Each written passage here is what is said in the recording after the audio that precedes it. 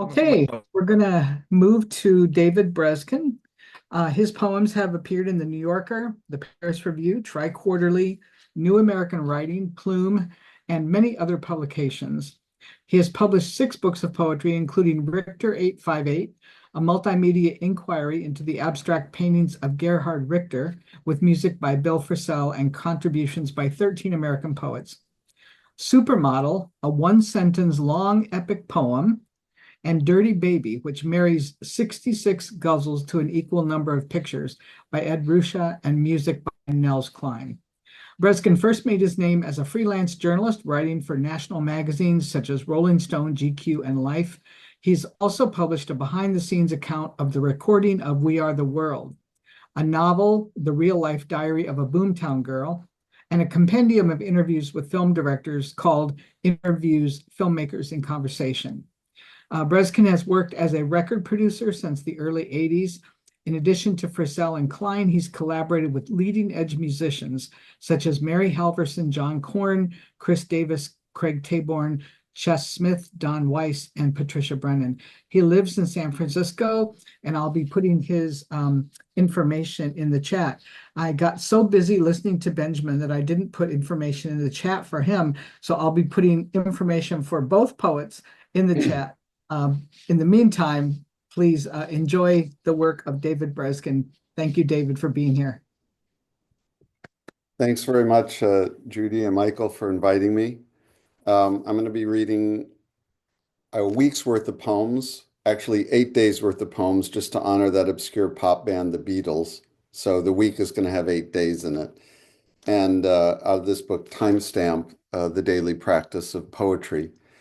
It's a little bit of an unusual book in that I wrote a poem every day, and I gave myself the rule, self-imposed restriction, that I not look back on anything I had done in previous days. And once I had timestamped the poem and sent it out to the few people that were reading it, or reading the poems in sequence, my rule also was that I couldn't revise anything. So there was some punctuation that I changed when we got prepared for the book, but I wasn't going to change any of the language. And it was just the daily sort of endurance art aspect of it that I was challenging myself to carry out. So although it's a little bit unusual for a reading like this, instead of organizing anything thematically or by topic, I'm just going to read a sequence of poems that started on January 5th of last year and for the next 7 days after that. We'll start with a poem called Wail, Tremolo, Yodel, and Hoot. Canoeing to customs in Canada, the boundary waters wind in our sunburned faces. We sang the 60s songs that made us who we'd always be forever. We couldn't get past Windy Point, so camped there on a rough slant of granite rising straight from the white-capped waves. Black bears frequented our fire, capturing dinner, freeze-dried turkey tetrazzini, and some Dutch oven dessert. We built a protective pentagon of overturned canoes against them and slept barely, tentless and tarped in the drumming fingernails of rain. We thought our counselors men, but they were only boys older than us and likely more scared, with us as their charge. Our alarm to rise, stuff sopping sleeping bags, pack the boats and paddle, was the wind stopping, and it did, before dawn. The lake was glass. There was a moon and fog hanging on the water in torn patches, adding drama to the loon's oboe solo, which we destroyed by sliding our aluminum grummins down to the water rather than picking them up, as sternly instructed. Later that day, after 3 ankle-deep portages, a beaver tail slapped water loud as a rifle shot, and Richie paddled naked. All I have left of this is the story There are no pictures date stamped by Kodak or letters home recounting the snag-filled, amusingly traumatic adventure. Just the movie playing in my head, found in the classics section on my next flight. Wanted, dead or alive, I now know none of those boys or what happened to them. We're not LinkedIn, not Facebooked. No one has Zoomed far as I know, but I wouldn't, would I? There have been no reunions and none planned to ruin the perfection of the painting's traction crackle, memory's tectonic faults. In my empty house, those boys ricochet and fly up the chimney flue like well-sparked smoke. I'm left only with the presence of their absence. If you weighed it, it would weigh well more than their actual bald, hairy bodies, even if you added some pro rata caskets. If you recorded it, it might sound like wail, tremolo, yodel, and hoot, the four piercing calls of the common loon. A counselor called Moose, driving careful our Chrysler van on endless, well-crowned, well-graded gravel, toting a trailer with our 5 canoes and candy wrappers, hit a big deer once we were almost home.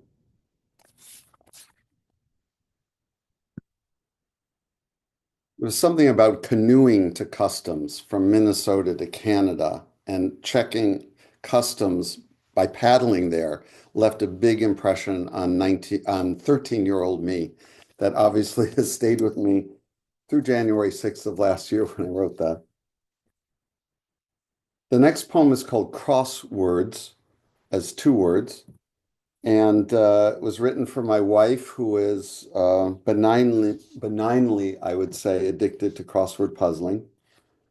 And it references, I live in San Francisco, and it references Mount Diablo, which is the tallest mountain surrounding the bay.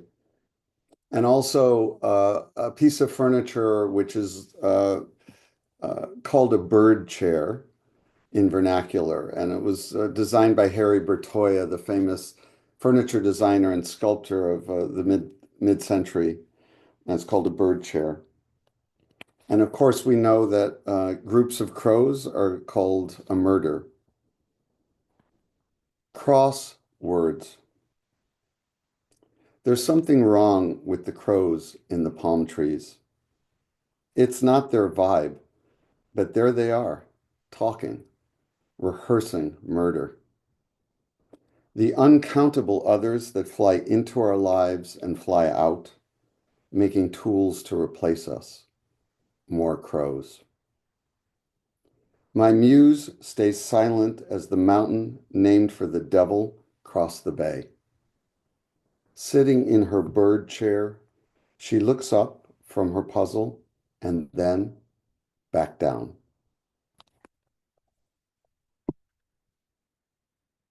The next day was January 8th. I know from reading a little bit about our previous poet that he writes at night with 2 young kids in the house.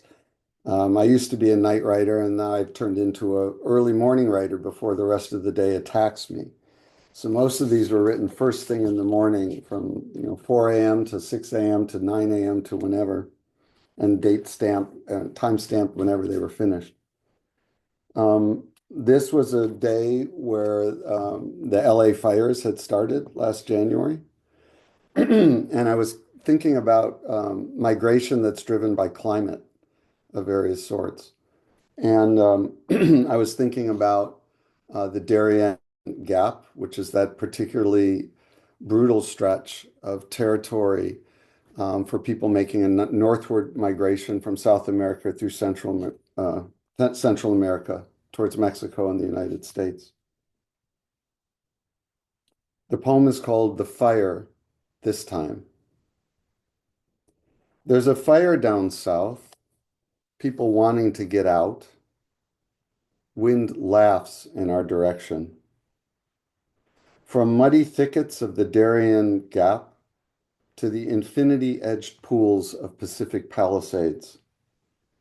Disorganized ants in the face and hindquarters of nature. A three-toed sloth in the star apple tree is not a helicopter dropping pink retardant. We've put our hands into the wet cement of the century, and there they'll stay.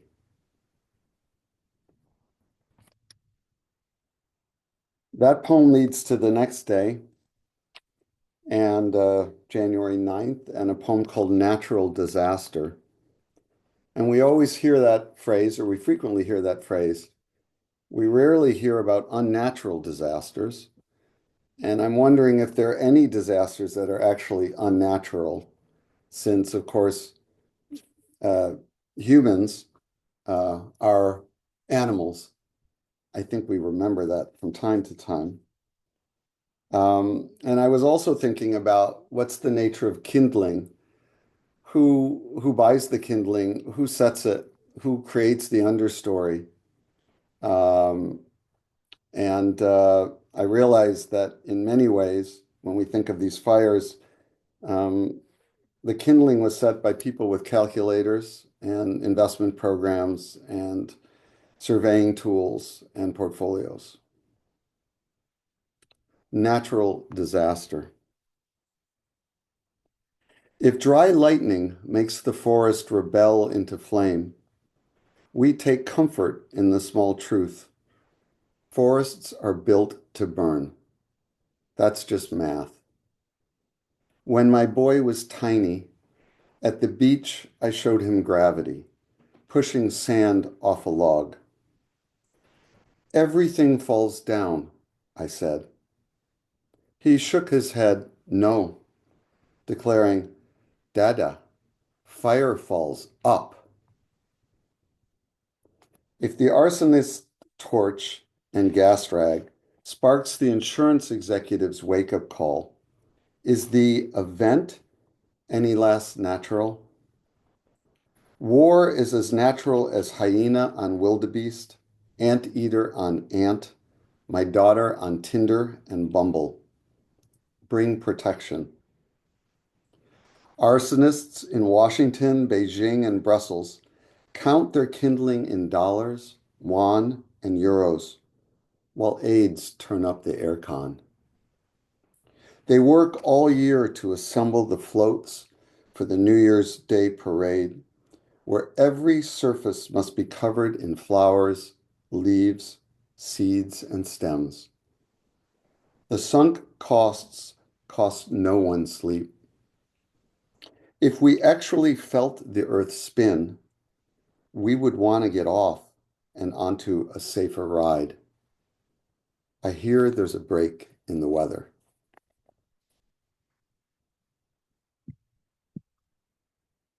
Staying down south, because this was a story that was occupying us, and I have many friends in Los Angeles, and unlike some in San Francisco, I try not to look down on my neighbors to the south, although the Dodgers and the Lakers are a bridge too far for me. But I was watching some footage that was coming out of the LA fires shot by drones.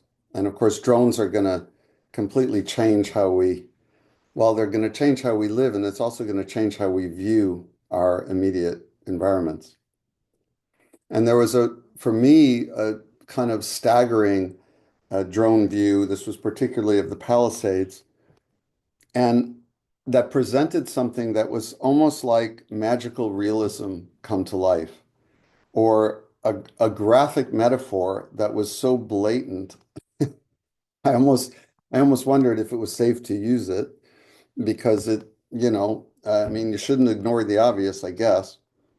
But what I noticed was that the only thing remaining from most of these homes were the fireplaces and the chimneys. Everything else was gone from the floor plate of the house. And the formal dimension of these things was kind of amazing. just looking at them as objects, as formal objects in the landscape. And you're all writers in the room, and probably a lot of writers listening. It was something that we use when we need to make a real point.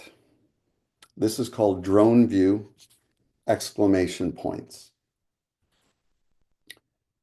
2 days ago, the backyard pools perfumed with chlorine sparkled bright for winter swims. Now the pools are black, the water scummy with fallen ash and soot. Fresh waxed trees stand leafless, scabbed, shading nothing. The occasional car, hazard lights flashing, parked at the curb of a ruin. The camera pivots, changes altitude, and presents the establishing shot of the movie, over which the credits will run. The director's yet to sign on, but the screenplay was written years ago round a boardroom table by businessmen. A percentage of the gross goes to them. A percentage to the dinosaurs, fan palm and giant fern fossils, and James Watt. A seagull flies by in search of a fried squirrel. Across hundreds of houses, the only thing left standing are mocking brick chimneys glued to foundations by fireplaces, the bottom points of their muted exclamations.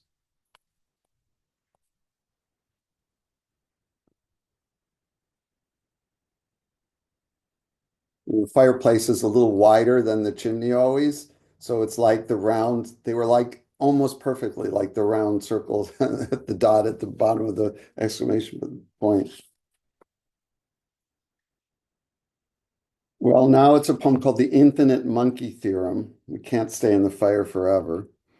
And this poem has some references in it. I will also try to sing a little line from a song that hopefully everyone of our age knows. I'm speaking roughly.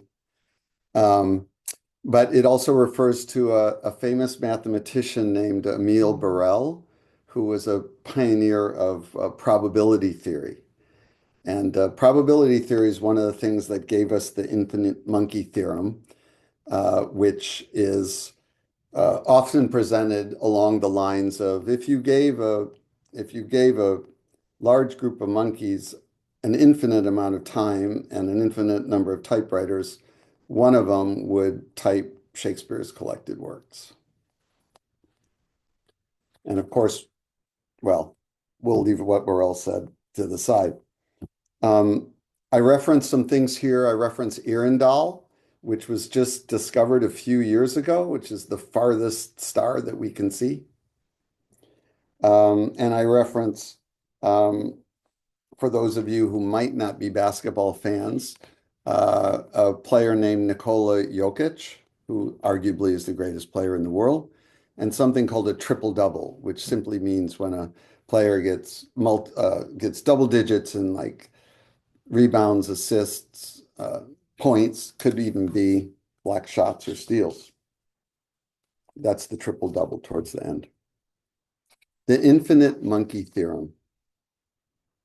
No, they will not type the collected works of Shakespeare, even if lousy with time, till the sun's scheduled to fizzle, let's say. They will not even type Curious George, which ain't iambic and much shorter. You say the rub's what's infinite, but Borel wants a word with you. Events with a sufficiently small probability never occur. An infinite number of mothers will never not say, pick up your clothes or brush your teeth to an infinite number of 8-year-olds. An infinite number of men, when lost, will never ask women for directions, just as an infinite number of women will never be fit with the right size bra, despite an exponential increase in computing power extrapolated all the way to Arundel. An infinite number of Republicans will never be able to think of others first. Chimps, all 200,000 currently in residence here, have other tasks at hand. Let's not burden them, even theoretically, with typing Shakespeare or Smokey Robinson's Mickey's Monkey. Lum-de-lie, lum-de-lie. Everybody ready? Perhaps we are the infinite monkeys, typing on our laptops and fingering our phone glass, making infinite pickleball reservations, seeking must-have next-day deliveries, and checking for triple doubles by the Joker. If given an infinite number of games, he would post a quantity out of the realm of astrophysics, but each time would say, they really don't matter because it's only winning that counts.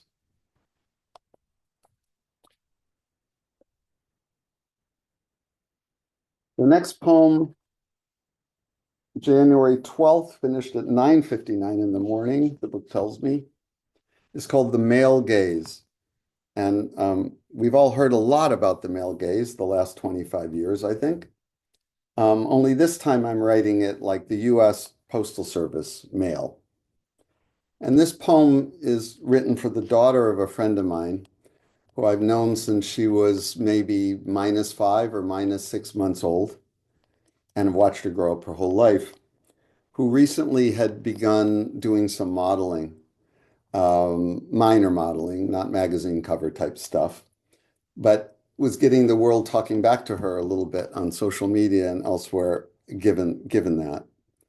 And I was sending her something for her birthday and was thinking about the position that she was in and had put herself in. The male gaze. The new mailbox on my corner has teeth, plus an improved smaller slot to prevent tampering and theft and fraud and seniors missing meals from social insecurity. If the slot gets any smaller, mail itself will be prevented. Perhaps their point. The card I post today wishes happy birthday from a different century than yours. I have licked the backs of elephants, jazz greats, Marilyn Monroe, roses, and now a waterfall to help put out the fire before it comes down your brushy canyon. My atavistic impulse to lick our flag or endangered species carries a cost. Forever chemicals bleeding into my hushed tongue and then bloodstream, becoming a toxic trickle. It's the dose that makes the poison. One amount will set you free, one amount will make you sick. You spend most of your life figuring out which does which. I'm going to close with a poem called Welcome All.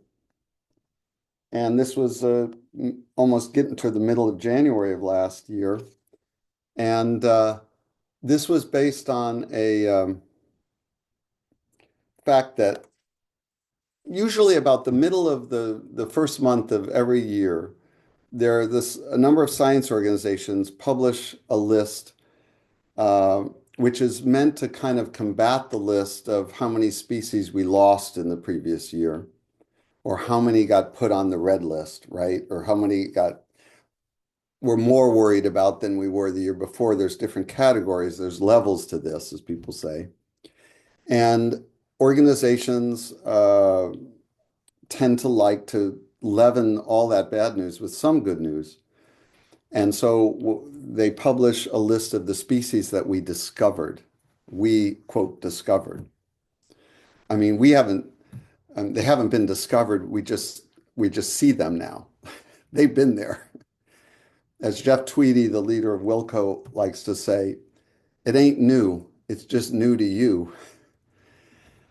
So I imagine these species, freshly discovered by us, found by us, showing up at a conference um, with a lanyard or name tag and that sort of thing, so that we could all get to know them a little bit and we could celebrate them instead of just being something online. And this takes place at that event. Welcome all. We lost so many of you last year that we are particularly grateful you could be here tonight to celebrate your discoveries. We know many of you have been laboring for so long without notice, in the shadows, so to speak, that we take great pleasure in your simply being here with us at this year's conference. We ask that you grab a name tag at the registration table if you've not already done so, to assist us in the meet and greet portion of tonight. Please forgive the occasional mispronunciation by attendees. As I can see already, our open bar has proved popular. And for those of you yet to be named, why don't you just write a nickname or a handle, as we call it, on your tag? That will do for now. Servers will be coming around soon with hors d'oeuvres before our seated dinner, and we made sure there are plenty of vegetarian options for those of you that lean that way. While we're overjoyed that all of you could come, I'd like to single out a special few whose journey here was especially onerous, or whom we are particularly pleased to see. When I say your names, if you could stand up wherever you are in the room, or failing that, raise a hand or do some other thing to show yourself, that would be lovely, as it would allow us all to ID you.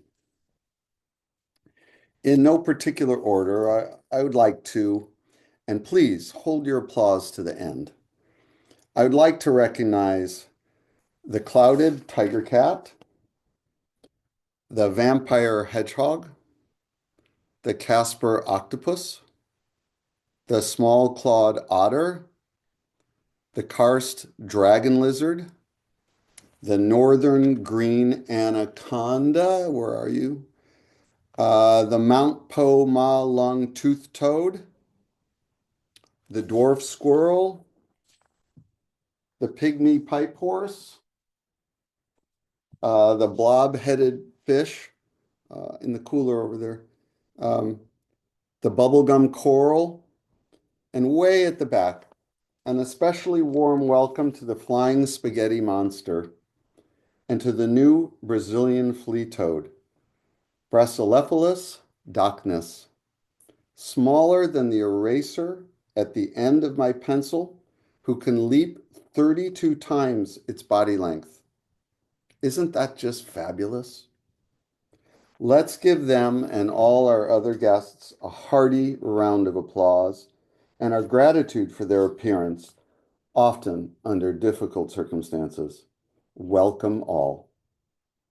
Monday, January 13th, 2025, 8:53 a.m.